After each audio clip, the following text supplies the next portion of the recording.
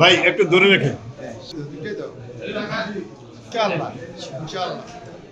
আসসালামু আলাইকুম রহমতুল্লাহ। আলহামদুলিল্লাহ, আমি আজকে আমার সেই চকুলি আমার যে কেন্দ্র সেখানে ভোট প্রদান করলাম। তো এখানে পরিবেশ আলহামদুলিল্লাহ একবারে সকাল থেকেই আমাদের মা বোনদের সারি অনেক বেশি লম্বা এবং ভাইয়েরাও আসতেছেন সবাই। আমরা এখন পর্যন্ত আমি যতদূর খোঁজখবর নিয়েছি, কালকে সারা রাত বিভিন্ন জায়গায় বিচ্ছিন্ন ক্ষিপ্ত কিছু ঘটনা ঘটেছে। এখন পর্যন্ত উৎসাহব্যঞ্জকভাবেই বলা যায় সবাই ভোট প্রদানের জন্য আসছে। আমরা লক্ষ্মীপুরের সর্বপর্যায়ে জনগণের প্রতি, ভোটারদের প্রতি আমরা আহ্বান জানাবো যে সবাই যেন তাদের ভোটাধিকার প্রয়োগ করে এবং তারা ভোট কেন্দ্রে আসে সুন্দরভাবে।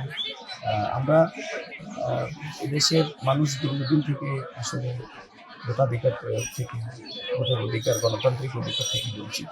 এই জন্য মানুষের মধ্যে এবারে ভোট প্রদানের যে অবস্থাটি, এটা খুবই উৎসাহব্যঞ্জক আমরা লক্ষ্য করছি। আমরা আশা করব প্রশাসন এই মুহূর্ত পর্যন্ত সবার নিরাপত্তা এবং বিশেষ করে সকল ধরনের সহিংসতা এগুলোকে পরিহার করে আমাদের জনগণ যাতে সবাই ভোট প্রদান করতে পারে সেরকম একটা পরিবেশ শেষ পর্যন্ত বজায় থাকবে, আমরা সেটি প্রত্যাশা করি। এবং আমি আগেও বলেছি যে সর্বপর্যায়ের মানুষের যে অভূতপূর্ব সাড়া আমি তৃণমূল পর্যায়ে দেখেছি, সেটি আমার প্রত্যাশা থেকে অনেক বেশি। তো আমি আশা করি জনগণ যদি তাদের ভোট প্রয়োগ করতে পারে তাহলে ইনশাল্লাহ 11 দলীয় জোট এই জনপদে রাষ্ট্র পরিচালনায় আমাদের যে দীর্ঘদিনের স্বপ্ন ইনসাফের বাংলাদেশ, আমরা সেটি প্রতিষ্ঠা করতে সক্ষম হব। অনেক জায়গায় বলেছি যে দুনিয়া এখন আর জয়কে কিভাবে বরণ করবে, এর থেকে বরং কেউ যদি পরাজিত হয় সেটিকে সে কীভাবে মেনে নেবে, এটি খুবই ইম্পর্টেন্ট।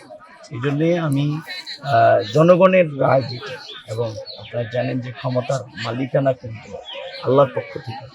এই জন্যেই জয় পরাজয়ের মালিক জনগণ, তারা যে রায় দেবে আমি সবাইকে অনুরোধ করব আমাদের এই জনগণের রায়ের প্রতি আমরা শ্রদ্ধাশীল। আমি অন্তত ব্যক্তিগতভাবে শ্রদ্ধাশীল হয়ে জনগণের সেই রায়কে আমরা সকলে মেনে নিব। আমি মেনে নেওয়ার জন্য প্রস্তুত।